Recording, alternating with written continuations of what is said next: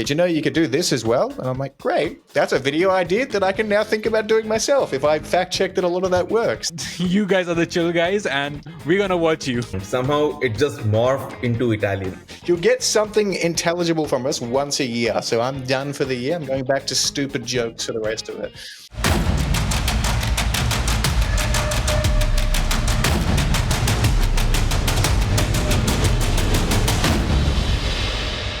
All right, we are back, guys.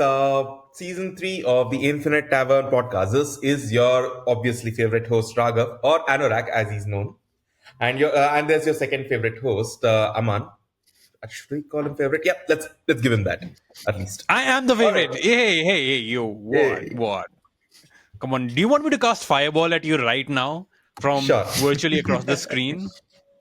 Sure. Okay, add effect here. Yeah, I'll add it in post. And yet I've survived. Anyways, after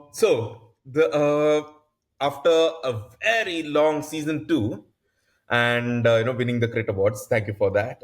I know, obviously my credit. But after the whole thing, we are back with season 3, and for this, we have a new scheme of going for things. So we are going from A to Z, or Z if you're in other places of the world, with all the different creators and influencers in the TTRPG region. And for A, we have all the way from Australia, Arlentrick or Arlo. Hey Arlo, thank you for agreeing to do this. Hi everyone. I guess I'm a double A if you've got Australia and Arlentrick. We've got 2 A's. Oh yeah, we have double A's. Oh hell yeah. We have so many A's. We have Arlo, we have Anurag, we have Amaan, and you're from Australia. So it's like genuinely, it's as many A's it's the as A possible. team. It's the A team. How are you doing, Arlo? Good. Honestly, it's been a lovely down in Australia. It's been consistent. I don't know conversions of where people are watching, so I'll do my best to guess. It's been about 40 degrees Celsius here for 4 days now, which I think is like 100 Fahrenheit if I know conversions properly. So it's been nice and warm, and I'm on the second story of where I'm currently staying. So heat rises. I'm in a little hot box, but we're getting there. How are you both? It's 32 degrees Celsius over here, where we are living. You guys can relate then. It's just as hot. We love the heat apparently. Yeah, it's oh my god, just look at that sun. But Arlo, I mean, like, we have been following your content for a while online. The kind of videos you put out about, hey DM, I want to do this, and you're like, I guess you're technically right. I want to cast enlarge on a piece of sword that's inside a dragon and barbecue it from the inside out. That, by the way, is my favorite, and I'm definitely stealing that. Please do. Please tell me how it goes. I'd love to hear about it. Yeah, it's been a fun. How long have I been doing this now? We're in February. 12 months of this. I started D&D specific stuff at the end of 2023, and then I found my Australian sense of humor is what resonated most with people who found my stuff, and I've kind of just stuck to doing that ever since, and people keep coming, which is very flattering and overwhelming. But yeah, I think people like the funnies that I do, which is I love it. I love that I get to do this almost every day. But it's definitely been an overwhelming experience. I mean, like, it's also one of the personality shines through, and that's what people attach to. And consistently, from Aussie Man reviews to some other content creators that I've seen, like the people from Australia somehow are able to be, I don't know, resonate with most of the people. Like, yeah, they are. You guys are the chill guys, and we're gonna watch you. Yeah, it's been a fun.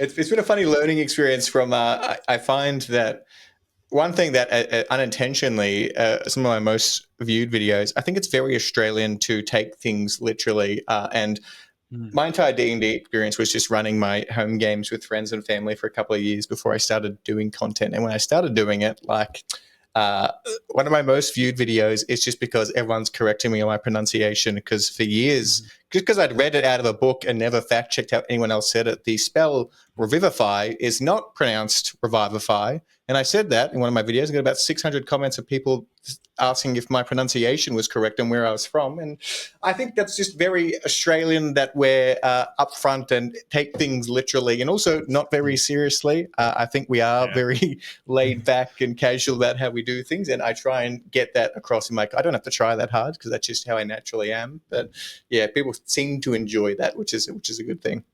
I don't know if it's the accent as well, which people like love. I think it was a video of Chris Hemsworth and Anna Taylor-Joy that I saw recently, where Anya Taylor-Joy was saying, Australian accents are pretty, sexy, and Chris Hemsworth immediately busted that myth. Like, he did the most thick Australian accent, and I'm like, it might not be sexy, but it's pretty goddamn catchy. It's very funny in the sense of I had the pleasure of mid to late last year going to Gen Con over in Indiana in the US for big TTRPG convention, and went across with a couple of other fellow Aussies who are much. I'm not one for word, much better spoken than I, have a much nicer sounding voice, and people didn't believe that they were Australian when they were around me, just because I like to explain that I talk like I want to offend the English language, just because it's very, we call it down here, we call it bogan. It's just words sound very like Stroth and how you going and like that kind of stuff. I sound like that. I don't need to try. I've grown up surrounded by very thick sounding Aussie accents. And a lot of other people in the space for Australia have theatre backgrounds and know how to do voices and much better spoken than I. I just unfortunately know how to do me and not much else. So. I mean, like, we are fans of accents. Like, I've been trying to learn how to do an Irish accent for so long, but I just simply suck at it. The most I can do is like a Dagestani accent from Russia, because I like like. I'm not gonna embarrass myself and do that accent here right now. That's very fair. And yeah. I've tried Spanish and French accents, and somehow it just morphed into Italian. That's my attempt at doing anything. My attempt at doing anything outside of like an old Western American accent is. Yeah, I just did. My characters all sound very similar because it's easier that way. So. Somehow I do think that this the southern USA accent and Australian accent sometimes overlaps a bit. There is a bit of overlap there, absolutely. Yeah, that's fair. But I just end up doing my typical, I just turn up my Indian dialect accent whenever I'm doing my games. Like, hey, I can't do a mid-Atlantic accent or anything like that. I'm just gonna do what I'm good at. I don't need to replicate anything else, and that's what I think all of us do. We don't need to replicate. We just need to be our authentic selves. But Arlo, exactly. Talking about authentic selves, I'm just trying to hard segue into our first question. How are they related? Authentically, you love D&D. I don't know. I'm just trying to hard segue into the question. But we want to know your origin story in TTRPGs. You and into content creation. Like, from Amazing. TTRPG, how did you go into content creation, and what was the journey like? Cool. I happily do this. They'll kind of start separately and eventually cross over at a point. So I'll do the, I guess, TTRPG part first because it's a bit older. Yeah. Growing up, I was a big high fantasy nerd and story writer, and especially medieval and mythology and all that cool stuff. I loved it. Absolutely adored it. I wasn't growing up in a very sporty suburban area where there wasn't a lot of outward dorks that wanted to do those kind of things. I probably missed the bubble when I was a lot younger. I would have loved to play D&D in my much earlier years. So my love for fantasy and high fantasy and mythology primarily took the form of reading, because if I couldn't play it with someone else, I was at least going to go pick it up in fantasy books, and then that eventually led into games and all that kind of stuff. So always had the passion there. It's just D&D was never a thing that anyone around me was that interested in, and I didn't have a lot of people who were super curious about trying new games and things like that. So that kind of went on the back burner for a little while. And then I think very non-originally in a lot of ways, COVID happened. And for Victorians, which is where I'm based in Australia, we were locked inside for 7 months pretty much extensively, which was a hell of a lot of time to spend. Unfortunately, I couldn't operate with my job, so had a lot of free time, and I had a lot of friends who were also locked inside and more curious to do things with this forced free time that we had. So for me, content creation started at the start of maybe early 2020, I want to say, but it took the form of streaming at that time, mainly because I was locked away in my family home and just wanted some social interaction more than anything. I just wanted to talk to people, and I ended up doing that for about a year and a half and absolutely loved it. It was my lifeblood. Did it about 3 days a week, built up a nice little community, and I love that. I realized I had a knack for it. It's just the only issue that was occurring for me when things opened up, when we got to go back outside again, was that I didn't have a spare 15 to 20 hours a week to live stream. But in the process of doing so and trying to get my content to reach more people, I got into the process of making short form reels and TikToks from content I was doing there. And then kind of weirdly, and I'm not as in love with it as I used to be, but I still have to do it now, I fell in love with the editing process. I really liked being able to plan things out a bit more. And I started doing non-clips and started little short form, playing around, scripted things, seeing how it could go, and just kind of the recording process in a sense. And simultaneously to streaming, probably around the end of 2020 to 2021, I convinced my brother and a bunch of his friends who we'd game almost every night when we had time to finally play D&D. It was a very hard sell to them, but they gave it a go. And then we played for about 2.5 years consecutively with that campaign. Grew out. We had 3 players at the time. Eventually grew out to 7, which, if you're a new DM, I do not advocate, because that's far too many people in combat and it's a lot of effort, and especially when a lot of them can summon more creatures and suddenly there's 17 things in the initiative order. Not very fun. But the campaign as a whole was a lot of fun. And then eventually my crossover, my origins of, slight success in content creation was making Stardew Valley farming content, because I had a lot of fun with that at the time, and I became a bit of a min-maxer at breaking it and finding secrets and stuff. And then, unfortunately, there is a finite amount of content you can make about a game that has an end. And then I was like, I'm just going to start talking about the thing that I love. High fantasy, TTRPGs, D&D, all of that in between, and haven't stopped since. I think it was, I want to say November or December in 2023, I started doing short form primarily on YouTube and TikTok. And then for 8 months, I did one video every single day, which was exhausting. And then I didn't miss a video at all during that time. And then I got to a point where my body caught up to me and said,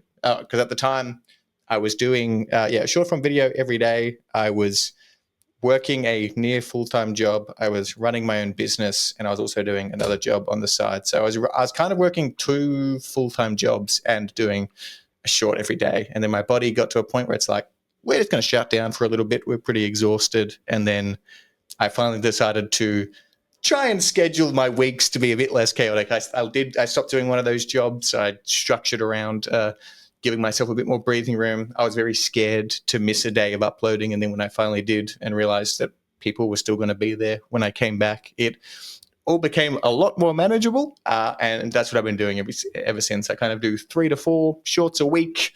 And I'm very fortunate that at the start of this year, content creation is my full-time job. This is all I do now. This is my everything. I get to have a lot of fun, and it's weird because I'm very used to working for other people, and I've never had to, be super self-motivating, and it's been a lot of learning over the past couple of months, but this is my new reality now, and I guess the story of me. When you said you had you wouldn't recommend 7 players for a new DM. That is literally how I started out. Because I started out It's as a it DM, always seems to be the way. and very recently I just finished a campaign after 62 sessions, and that 62 we sessions. Ooh.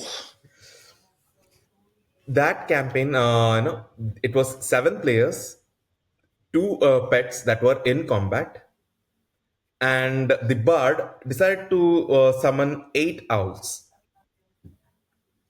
against 1 BBEG. it's always the way. They always want to add more things into initiative and just slow down the entire process. And I'm like, I'm not adding That's more what I've come tokens to to the expect with my players.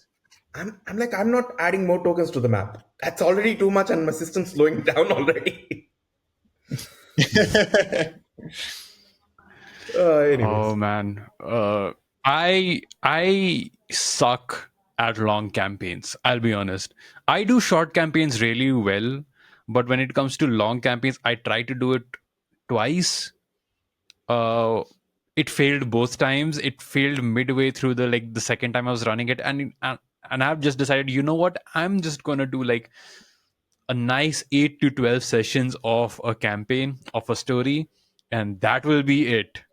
Because I with again with Infinite Tavern, with my full-time job and other things, products of thought, it's take and home games and everything, it's literally taking like all out of physically and Yeah. mentally all out of us to actually make this going. And I've started doing content creation on Instagram and YouTube because we don't have TikTok. And I mean, like, hats off to you for actually sticking through making content for a whole year and a half, like consistently, because that must be exhausting. That's Yeah. so exhausting. It very much so was. I don't think I realized how exhausted I was until I just got to a point where I finally stopped. I don't even necessarily remember off the top of my head because I don't think I was feeling super run down. I think I might have just genuinely been getting a bit sick or something. And Mhm. then the second my body kind of felt itself relaxing a little bit, it's like, oh no, we're gonna fully shut down for a couple of days because we're very tired. And that was a nice reality check that I had been just the train had been chugging for 8 consecutive months without a break, no holidays or anything like that. And it all just hit me like a ton of bricks, and I was like, okay, yeah, I definitely need to allow myself to take the time and think things through. Funnily enough, I think for the first I mean, my initial success was on TikTok, which is a platform I still don't fully understand, and just kind of put things there for a while. And it wasn't until I had a bit of success on YouTube and got offered to be a partner and realized there was a monetary sense of it. I had a couple of my American friends I'd made over the months of doing it that I was so excited to tell them that I was going to start potentially earning a couple of cents per video. And they said, oh, like you should have earned a lot on TikTok. And I was like, oh, the people earn money. And then I found out everyone in the US gets money per however, and Australians aren't entitled to that. So I like that I have an audience on TikTok, but it doesn't necessarily mean anything for me outside of more people seeing me and hopefully Mhm. checking me out in other places. But it's a scary platform that it's just I don't use it, but I like putting my stuff there because I know a lot of people do. But I don't fully get it. So, going through like 8 months of continuous and still making new videos, how do you actually come up with those ideas? Because after a while, you must be feeling like, what the hell can I make that Yep, might understand it and make it that's catchy? yeah, yeah. I think What's it's that one of process like?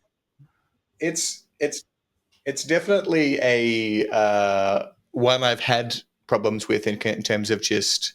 Luckily now I'm in a much better thing where I'm not doing daily. Daily, I think, especially towards the end, it's my home games were a source of a lot of inspiration because my players drove me Mhm. crazy, and then I just started writing down things they were doing and could just retell the stories of what happened in sessions. Then when eventually our campaign ran out, a lot of it started pivoting towards, as a person who's only ever really run games, my own home games, not even a source book, I'm just going to start reading every bit of material I can, consuming as much content as I can about it.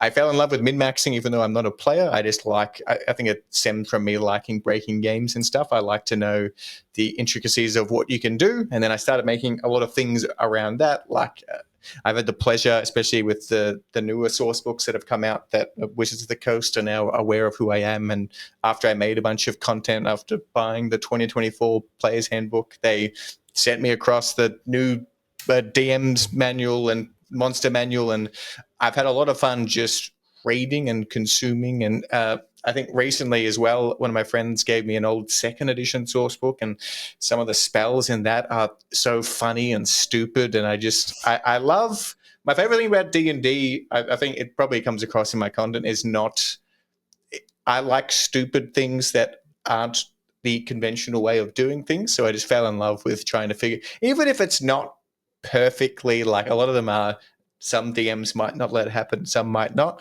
I like throwing out ideas that are open to interpretation and seeing what the discussion is about it. And sometimes I made a bunch of videos where I didn't even factor in, I can't remember, it was one I did a while ago, where I just chose a random monster as the target of the thing. And all of the comments were arguing about if it was going to take that specific radiant damage because of its resistances, which I didn't think about. I just picked a random monster because it wasn't the purpose of the video. But I'm learning a lot from viewers, because the stupid ideas I throw out there, sometimes people will be like, did you know you could do this as well? And I'm like, great. That's a video idea that I can now think about doing myself if I fact check that a lot of that works. Like, luckily, I have a very amazing community who sometimes just throw their own. I've had a bunch of people DM me saying, hey, if you want a video idea, here's this cool rules interaction that you can do. And that's really helpful. I think at the moment, I don't know how, for a while, I wasn't ahead of schedule. I was overwhelmed with, like, the day before being like, I don't have a video idea, I'm stressing. And now that I think I've got to do a rhythm of this being my job, I'm always at least a couple of weeks ahead with ideas. I may have not recorded them, but it's currently manageable. I'm very aware at some point I will probably run out of things to talk about, but it's not something on the near future, which is good enough for now. I will have to, I'm hoping if it gets to that point, I just need to play more D&D and more fun stories will come up, which is something I'm actively trying to do, get out there and experience how different people play and how they do weird interactions. But it's not something I'm too concerned about for the not too distant future. So you saw the comments and went yoink? A lot of the time I just respond to someone and go, hey, I'm going to turn this into a video, and they go, cool.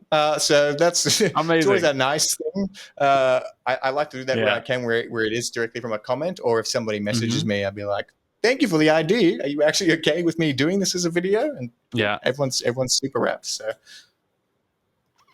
So how do you go from, creating content to making it your full-time job? Because I mean, that's the dream, but how do you do that? It was a scary process, I guess. I've bounced around from a lot of jobs. My origins of school, I have a bachelor's in IT and have worked at help desk and software dev and project management, and that was my last job that I did before that kind of my contract finished up at the end of last year. And it got to a point where I'm not like, I've kind of stumbled my way through my life at picking up jobs where I need to, and kind of just doing things for the sake of, I need food and I need a roof over my head. But I got to an interesting point at the end of last year where I've never necessarily bet on myself in a lot of ways, and I was earning enough money from primarily YouTube and the long form videos and that kind of things, where if I could dedicate a bit more time to it, it was feasible that I could give it a try. And then I had a really nice month in November, and the funnest reality of it was the first month I did of Jan was my worst performing month ever, which was an immediate terrifying scare. And then I just realized this is the reality of what I've signed up for. It's going to be volatile. It's going to be risky. But I think I kind of sat there and said, if I tried this for 6 months, what is the worst that can happen? I'll stop doing it and find another job. It's the reality of what it is. I had enough set aside that if every video got 0 views for 6 months, I'd still be okay for a little while. And at least I could have say, I tried this thing and kind of better myself. So it took a lot of deliberating. And then I kind of just said, I might as well try, because if it works, dream come true. And if it doesn't, I'm not kicking myself in 10, 15 years saying, I wish I tried it just to find out. So I know not everyone's fortunate enough to be in the situation where they get to pursue the risky thing. And I know these opportunities don't necessarily pop up for everyone, or like sometimes they just don't pop up at all. So I kind of thought, might as well grab at the chance, see how it goes. And it's been incredible. It's been exhausting. It's been the most fun I've ever had. It's been the longest days I've worked, but I don't regret any of it yet. We'll see how the next 4 months go. I'm loving the journey. But yeah, it's surreal. I still wake up most days like I feel silly that I wake up and the thing that I used to do for fun on the side is like just the thing I have to do for the entire day. It doesn't. I pinch myself and like feel silly that I'm sitting in this room recording, talking to myself, and that somehow pays the bills. It doesn't feel real at all. Okay, so Arlo, speaking, I know you were just talking about speaking to yourself, but in those particular videos, you have different characters showing up other than the DM played by you, and you have other characters also played by you. Just do you have any names for those set of characters, what they play, and all that? I'm definitely working on that. I think the most reoccurring side character I have at the moment is my beloved barbarian character called Snug Snug, who's just a stupid barbarian that thinks they're a wizard, who just like casting spells like punch, which is just punching things.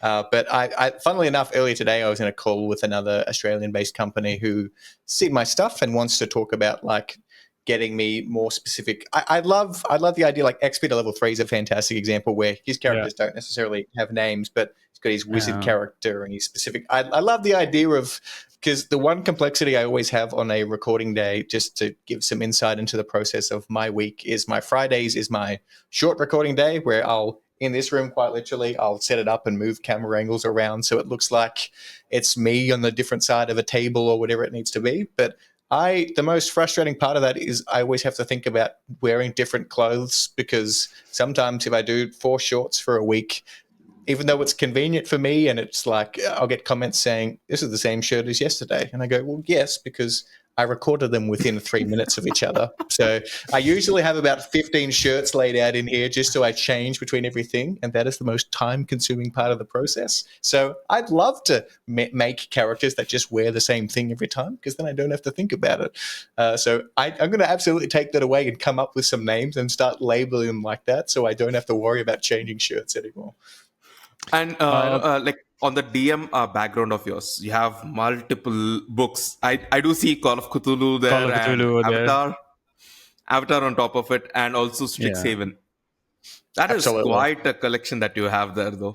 Yes, so that is, funnily enough, that is only one thing I've picked up throughout my years of loving the idea of tabletops and not having a group to play with until COVID, funnily enough, and now it's very hard to convince them to try anything else, is I collect source books of all other systems. Call of Cthulhu is incredible. I love the One Ring, big Lord of the Rings nerd.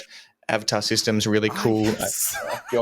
I've got Root, which is, if you're not familiar with it, there's a board game on it, but you play as little woodland creatures who have their. I love this. I've got Alien Isolation. Strixhaven's amazing. I have the pleasure of doing a bit of. I'll be very vague about this just because then I'll have to go away and validate if I can say anything, but I'm contributing to writing for a kind of rules agnostic sourcebook at the moment. I just won't say what it is because I don't want to get in trouble before fact checking. But having read a bunch of other systems and seeing how other people do it and just getting insights on that, it's so rewarding. I love reading like Grim Hollow, the third-party editions of stuff for 5th edition, how dark and twisted, and D&D is incredible. I've loved it for years. I love high fantasy, but it's also very cool to see how other people do things. Like I love reading stuff. Books has been my passion for ages, and seeing how other people think about worlds and things. It's so exciting. I do see a map of Middle Earth in the back, actually.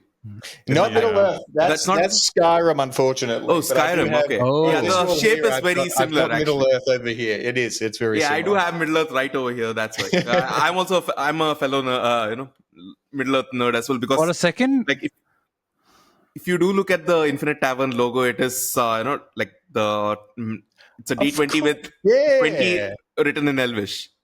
That's amazing. I love that. So I didn't even notice that. I'm looking at that right now. That's awesome. So yeah, for a I'm a second, it also massive. looked like the map of Wheel of Time. I don't know why, because I think all those maps like have shore on the western Exactly. The end. very similar structure. Yeah. That's your usual structure, actually. Yeah. Yeah. Speaking, I am actually in the process of doing a mini campaign and trying to get an actual play series going. Oh, It is exciting. so it's set in Middle Earth. It's a whole what if scenario where it's like, what if Frodo just wore the ring and walked away in Mount Doom. So what if Oh, that's Sauron got the ring awesome. instead? Oh, I love that. That's awesome. So I have this whole thing going on. We are starting to record next week. Oh yeah, it's gonna be good. It's gonna be good. Literally, this being your job now has, I mean, is there a mental shift that has gone since it's become like, okay, this is my full-time job, this is going to pay my bills? So do things change, and how do you reconcile that? Yeah, it's a really good question, because it's definitely something that I immediately struggled with in January, especially considering my content really took off for me mid last year. So, and I've learned that kind of December to January is a bit of a lull period in terms of just a lot of people go on vacation, a lot of things like that. I never experienced that because the time I was just doing it for fun and didn't take account for a lot of those things. So the first month for Matter to be kind of the lower consumption period on all platforms was a very scary reality, and it definitely affected the mindset a little bit. It is. I think I'd be lying if I said it didn't impact things, because it was nice before when this was my side kind of extra pocket money, in a sense of if I earned money or didn't, it didn't matter, and it did add weight, and there was a period, I think early February, where I kind of had to stop and realign with why I started doing it and what I got really caught up in, and it's something I've openly, and it's not hard to talk about to me.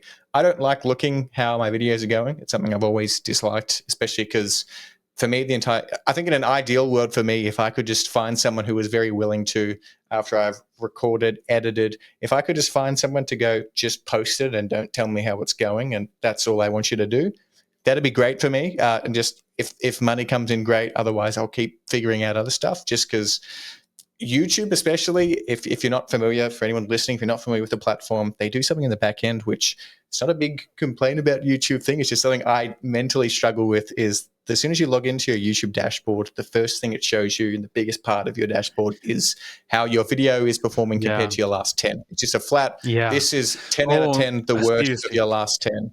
It's the most, and I could post one and feel so good about it, and then YouTube immediately goes, no, this one sucks compared to your last 9.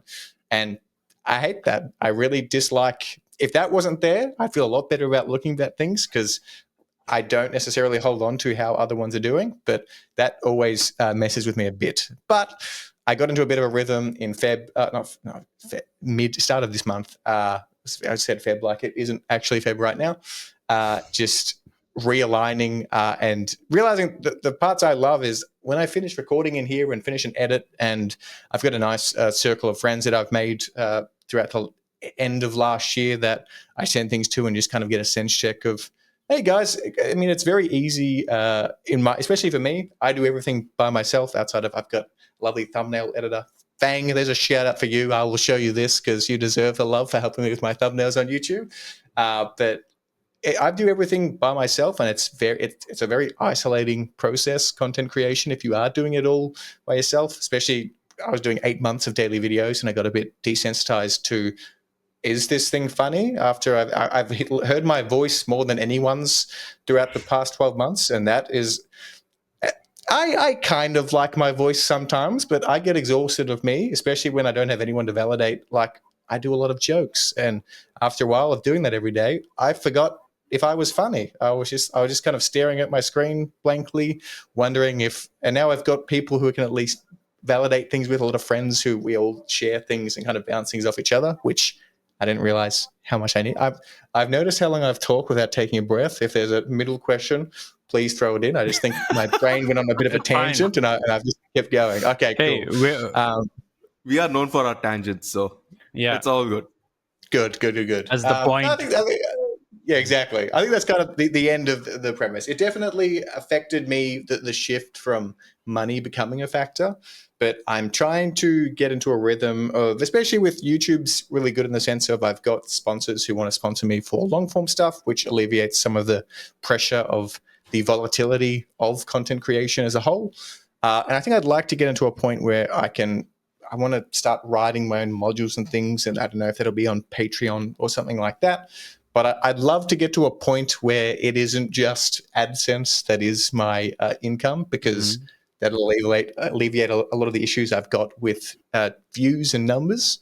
But it's weird. It's a weird thing where, especially explaining it to people who aren't, I've got a lot of people around me who don't know a lot about content creation and are still a bit befuddled to how I earn a living, and I don't fully understand it either. So it's a weird conversation to try and have. But I'm in a much better place with mentally how I approach it, because at the end of the day, if I record a video and I'm not enjoying it, that's the day I need to stop. But I definitely love what I do, and I hope I get to keep doing this for as long as possible. But yeah, at the moment, I'm loving it. Yeah, I mean, like long form content, especially if it's, I think it's, I wouldn't say easier, but I would say like with short form content, you have to think a lot more. Because it's a short content, and so you need more of it. And with long form, at least you can focus on one thing and make it like a large part of it, and you can even recycle it, because we all like recycle long form content into short form content. Everybody does it. We have to, essentially. So I think like, yeah, just relying on AdSense, I've heard from a lot of people that it's not really reliable. Maybe like, something like a Patreon, or not Ko-Fi, a Patreon or something like that, where people can maybe see like exclusive content is probably the best thing for a lot of content creators out there. And that's something that we have been also considering as well, for exclusive, for behind the scenes, etc., because people want to see, if they're your fans, they want to see like, hey, what's Arlo doing? How does he do what he does? And especially like modules and shit. I think people like me, Anorak, and a lot of people out there, we love to eat it up. We actually love seeing more independent content than official content. At least personally, I love seeing modules and even games and adventures that individuals have come up with. We had like a guest. We had guests who made their own campaign setting in 5e. One who's coming up with a Kickstarter very soon, and another company which are doing an India-based or the history of India inspired campaign setting in 5e, which is like amazing. Well, I shouldn't call it 5e. I think it's just D&D now. Yeah, I don't even know what it's called. I'll be honest, I don't know what it's called anymore. I called it 2024 for a while, but it's not 2024 anymore. So I don't know if it's 5.5. It's not 6. For some reason, it feels like, it just reminds me of Xbox coming up with Xbox One after Xbox. Yeah. I mean, like why did they go Xbox 360 in the first place and then went to Xbox One? That's a market, I wouldn't say disaster, but that's so confusing. I mean, like at least PlayStation keeps it consistent with like, hey, PS4, PS5, the chronology. It just seems like a massive downgrade to get an Xbox that's 359 times worse than the previous one. Like, it's a very weird marketing choice. And also, like, Apple coming up with iPhone 15 and iPhone 15 Pro Max. So it's D&D 5e and D&D 5e Pro Max for some reason. Yeah, I love that. That's a perfect comparison. D&D 5e Ultra. And somehow, just like the Apple, it's like worse than the previous one somehow. I mean, that's a personal Yeah. opinion again. So Have I you? just prefer the 5e 2014 rules I more. haven't. I haven't played with the new rules yet. I mean, I haven't played D&D for a while, to be honest.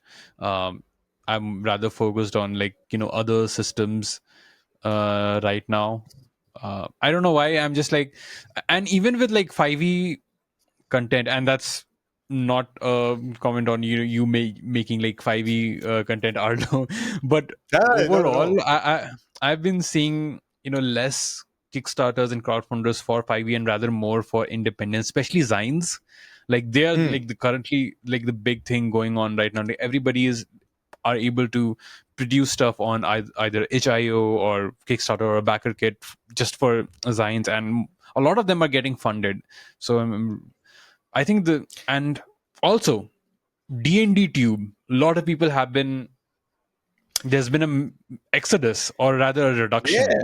at least. Yeah, there's been a lot of change in the space. I think on the Kickstarter side of things, I think it's not a super weird time because we're in between editions, even though they are Hmm. backwards compatible, and people are still kind of wrapping their heads around Yeah, fair enough.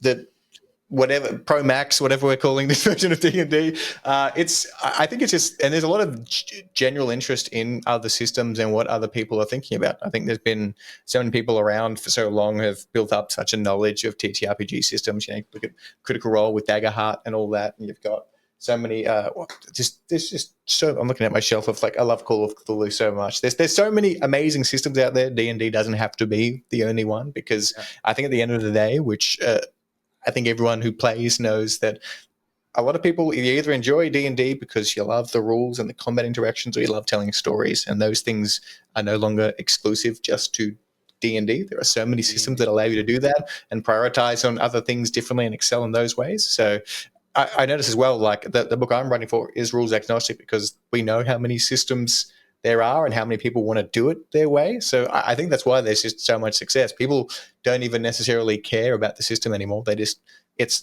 the world that they get to play in that book's offering that's much more interesting to them. Yeah. Yeah, that's why like I'm currently in the midst of writing a system agnostic horror setting, which is based off That's of my exciting. hometown in India. And I'm like, you know what?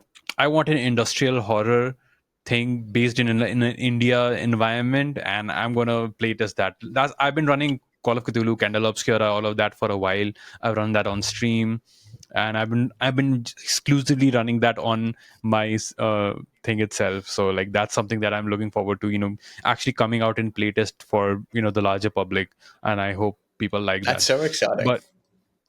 But I mean, I wanted to know your take because you're technically part of the D&D tuber community.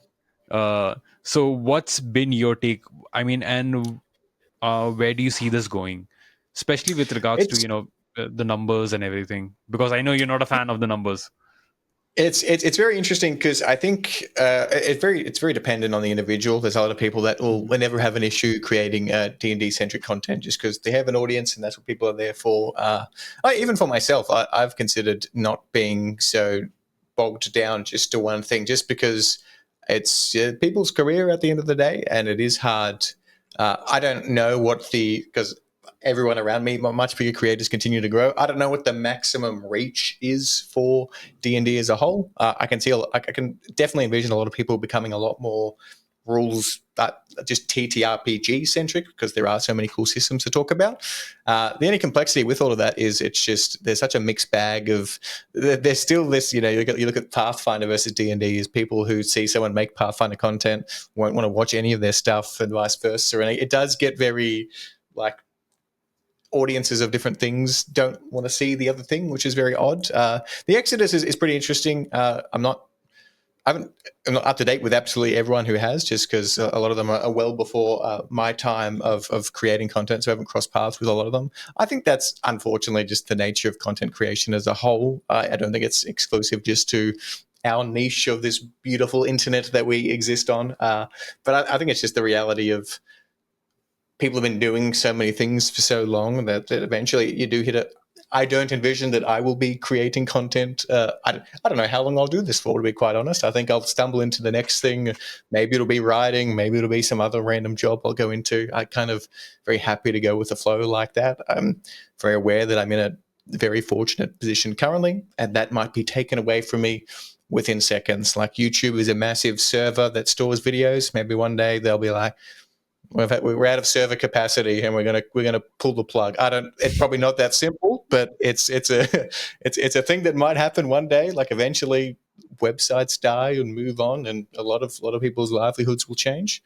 I'm kind of just happy to be part of the ship at the moment. I don't look at it as a sinking ship, so to speak, because I kind of like to think I'm still going like this, although, again, I haven't looked at the numbers in a little while and they might tell me something very differently.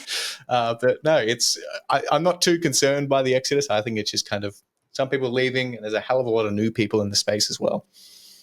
I think it's a part of a cycle that content creators or the content creation space goes through. Because I've seen, I follow other creators, not related to TTRPG, but I've seen people exit that space and new people come in, creating different kind of things, and the audience kind of shifts. And also, the algorithm doesn't fucking help, because the algorithm is the biggest enemy in all of this, especially the YouTube. The YouTube algorithm, because once you see one particular kind of video, the YouTube would automatically assume that you only like this kind of video.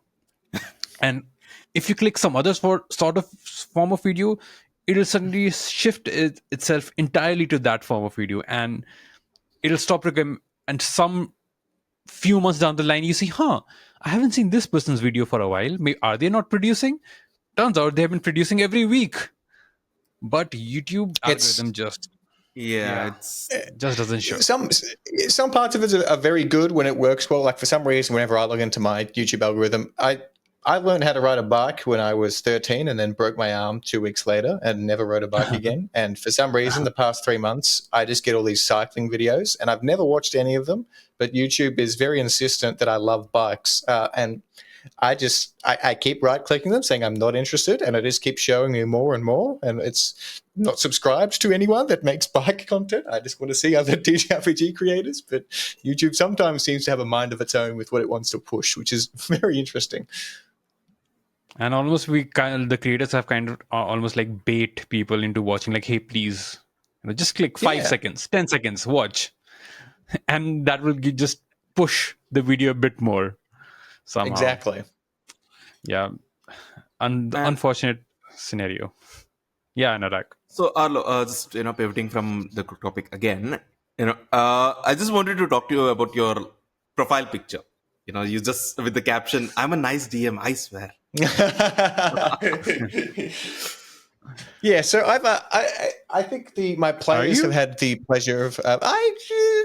Hey, he just swore. You need to believe him. We are nice DMs. My players. I'm a nice DM too. Sure. I like to pull long, unfortunate surprises on my players. Like a lot of beloved NPCs that they want to accompany them the entire time have been like big long-term plans of mine that I want them to bring them along. We ended our cliffhanger of I guess it's just a home session, but our kind of season finale, if you will, with one of my players who was infatuated with one of these tabaxis that they met on their ship as they were becoming pirate buccaneers sailing around some islands, and fell in love and were romancing them. And that was a little NPC plot of mine that was it was a doppelganger that was going to disguise himself and tie them up as that person later. And we got to do this big reveal where that player is now playing as a doppelganger, and we're going to attack. They're going to co-DM with me, which they've never been behind a screen before, but we're kind of in this big castle siege of sorts, and I get to kind of have a teammate for the first time ever and kind of gang up on my other 6 players, which is very exciting. But I'm nicely cruel, I think is the way of putting it. I like to challenge my players.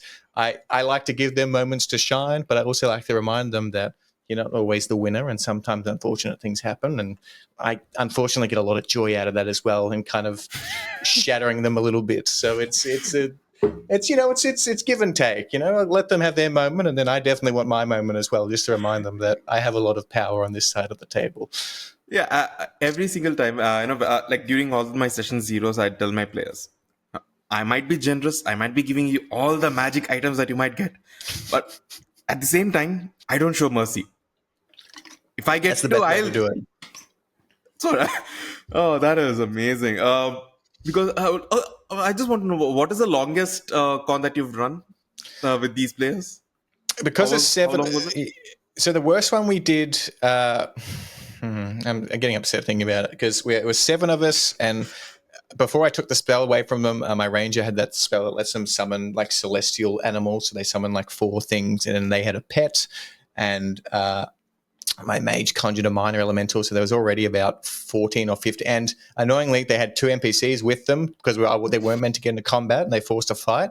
So there was about 13 or 14 just things on their end, and I stupidly decided that there wasn't going to be just one thing, and I had 9 or 10. So there was 24 things in the initiative order, and combat went for 2 sessions, which was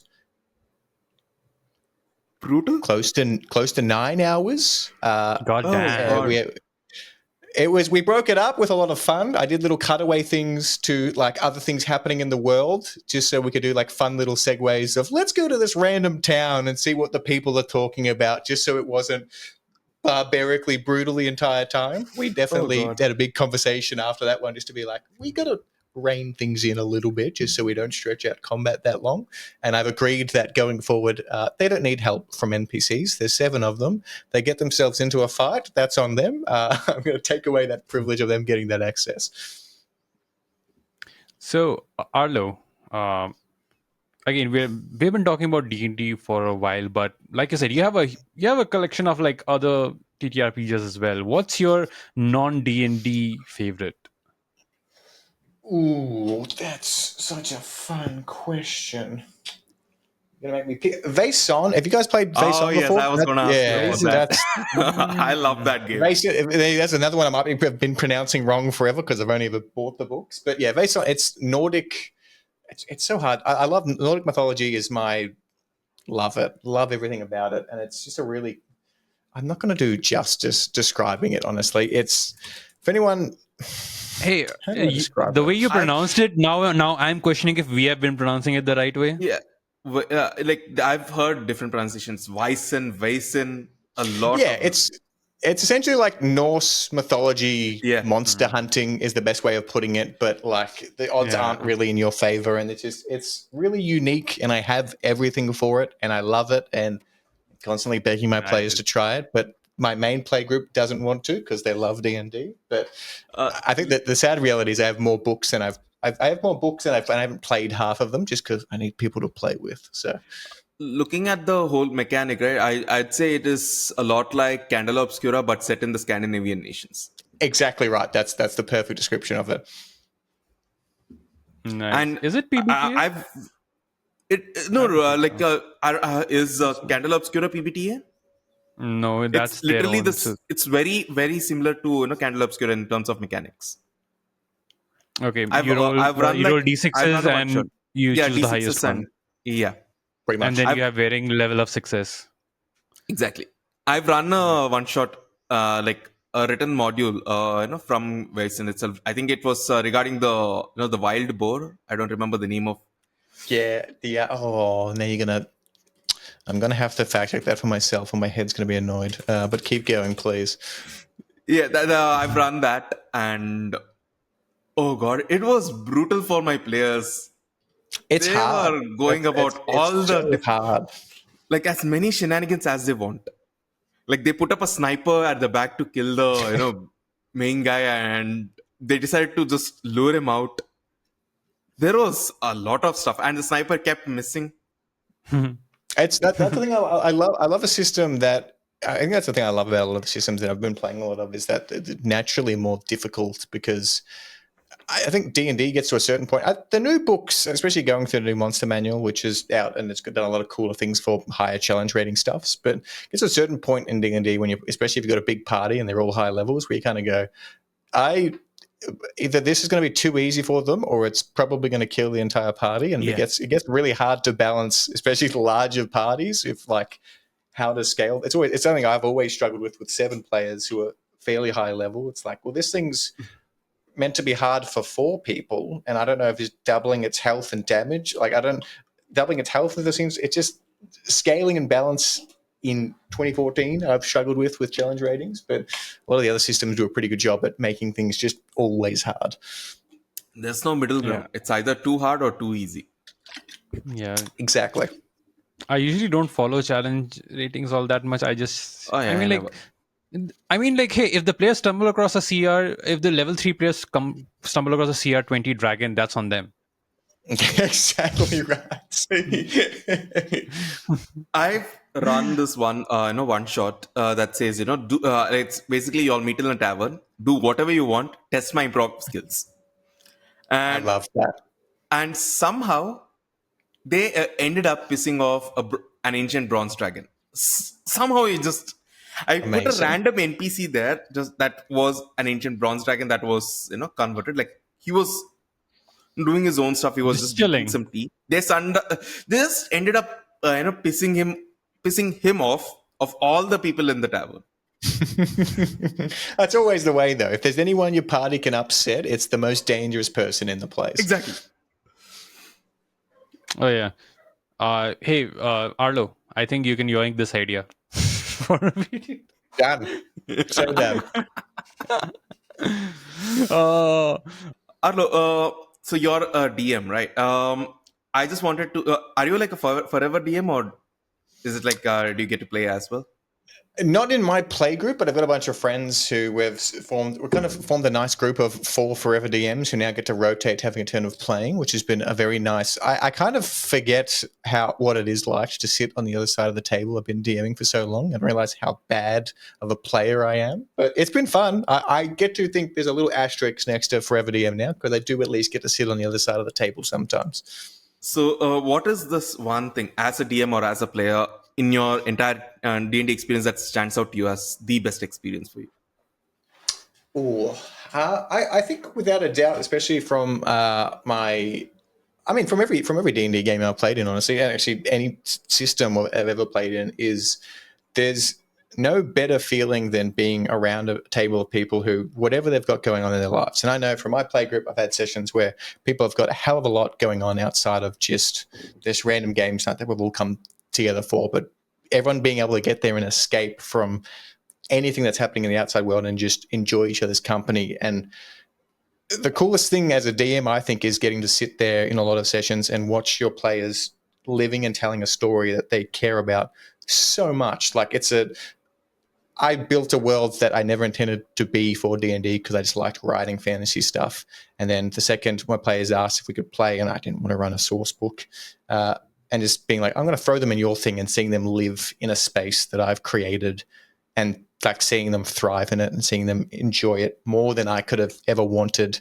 Sometimes the best part of D&D for sometimes is me just sitting back and watching them role play with each other as their little fictitious characters. And again, people going through whatever they're going through outside of this little fantasy world we're living in, but having a place to escape and be safe and enjoy your time. And like escapism as a whole is one of the most like special things about D&D because I've got friends who are so introverted in social settings, and they'll come to D&D and they're like the group leader and taking charge, and they thrive in that environment. And it's such a special thing that I don't think there's anything else out there that allows for that. It allows people to feel comfortable to pursue and do whatever they like in a very safe space. At least I know people have horror stories of certain tables, but I like to think whenever I'm at a table with anyone I've ever played with, it's an incredibly safe and welcoming space. And I take that for granted sometimes with how like special of a thing it is to tell cool stories,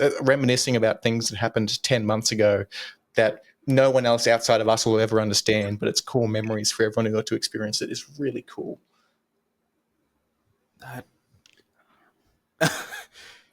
That's I think we found our quote for the week. Yeah, that's awesome. I felt good saying that. I was like, oh, this is a great question. I like the question. Hey, this is profound ancient Australian wisdom that we're getting. Exactly. You'll get something intelligible from us once a year. So I'm done for the year. I'm going back to stupid jokes for the rest of it.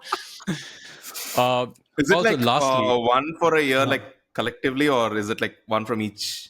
I hope it's not collectively, because otherwise I've wasted it. We're in February. Australia's in for a very long year if that's where we've peaked intellectually. So we'll see. Also, lastly, Arlo, for anybody who is interested in getting into content creation and, regards to TTRPGs or whatever, whether doing even skit comedy with, like you do, what's a suggestion what's your advice, what's your learning that you would pass on to them? Love that question as well. It's a fantastic question. I think the most cop out answer, but I cannot say this more as somebody who tried to, I don't know, follow trends and do what other people are doing. Even any videos of that had success for me. If you make videos and you're not enjoying it, make content on what you enjoy. If you're not enjoying what you're doing, stop doing it. I have. Not that I don't care. I have, I think, 90 unlisted videos on my YouTube channel of things that I absolutely love that at the time just didn't do well, but I love all of them. I've got them stored away. You're not going to get, you might, there's outliers, but you're not going to instantly have success. I tried hundreds of times. I think my first 40 videos I ever uploaded didn't get views. That's okay. I liked them and I kept doing it. If you be persistent, you try new things, you enjoy the process. I think learning from what you're doing as well. I think for ages I was being stubborn in the sense of not watching my things back and trying to understand how to improve upon what I'm doing. And I love doing that now. That's my favorite thing. I love learning new editing techniques or seeing. I think from someone who's went to high school and university, I think when you get older into your adult life, you stop learning a lot of things, but I don't necessarily know why we don't actively try and learn new things. I've really enjoyed that over the past 4 months, is upskilling myself on a lot of things, because I'm not the most intelligent individual, but I'm starting to get more intelligent in a lot of spaces that I would have never been if I didn't bother to actively pursue improving upon myself. So go and make videos you enjoy, learn things, practice new things, try new things. And at the end of the day, if you're enjoying it, that is half of the entire battle won. If you can be persistent with something you're enjoying and you're making cool, entertaining stuff, some people eventually see it, and then the algorithm will bless you with more people seeing it. Unfortunately, if there was a magic way of describing what to do to make you successful, everyone would be doing it. Algorithms are crazy and unusual, and sometimes you'll get lucky, but you have to enjoy what you're doing. It's the most important part. Oh, wow, so much. Hey, I did. That's two. I think I've just doomed Australia for the next 12 months. There's not going to be any more wisdom out of this country. Yeah. Best of luck for 2026 at this point. Yeah. I know. I used up all my wisdom modifier is going to be -4 for the rest of the year. We do hope not, but let's see. For anyone who doesn't know me, hi, my name's Alentric. You can find me on YouTube, TikTok, and Instagram for all my short form and long form content on YouTube. And that is, because I am Australian, I will spell it, ARLENTRIC. Some upcoming things for me. I'm definitely looking at releasing probably a Patreon is what I'm looking at. That might happen at the start of March. I'm working with some artists to produce some really fun kind of subclasses for D&D and some other system stuff that I'm working on that I'm hopeful. Big asterisk next to it if it comes out in March. Now I'm going to hold myself accountable to getting that done. But look out for that. I'm going to be guesting in a couple of actual plays throughout the years as well, which I'll share on my socials. But mainly look out for bi-weekly long-form content and 4 shorts a week of me saying stupid things. And for those of you who have stuck around and watched till the end of this podcast, I hope you have. God fucking damn it. I mean, they will. I am the favorite host, so. At least for me. You're on thin ice, buddy. I'm gonna cast shatter on that. So sure. And for those of you who have not subscribed or followed us, please consider doing that. Follow us on Instagram at Infinite Tavern. You can follow us on Twitter. We're not that active, but it's still there at Tavern Infinite. And just search for us on Spotify at the Infinite Tavern Podcast. Same on YouTube. Subscribe, follow us, listen, watch, comment, rate us, do everything. We have to please the algorithm gods. The dice gods are in our favor. We need the algorithm gods on our side. So consider doing that. And Arlo, thank you so much. Anorak, fuck you, I'm gonna beat you next time. But Every time you cast these spells, you're digging yourself into the hole. You're the one who's editing it. hey, if the people like it, I mean, like, who am I to deprive them of the entertainment?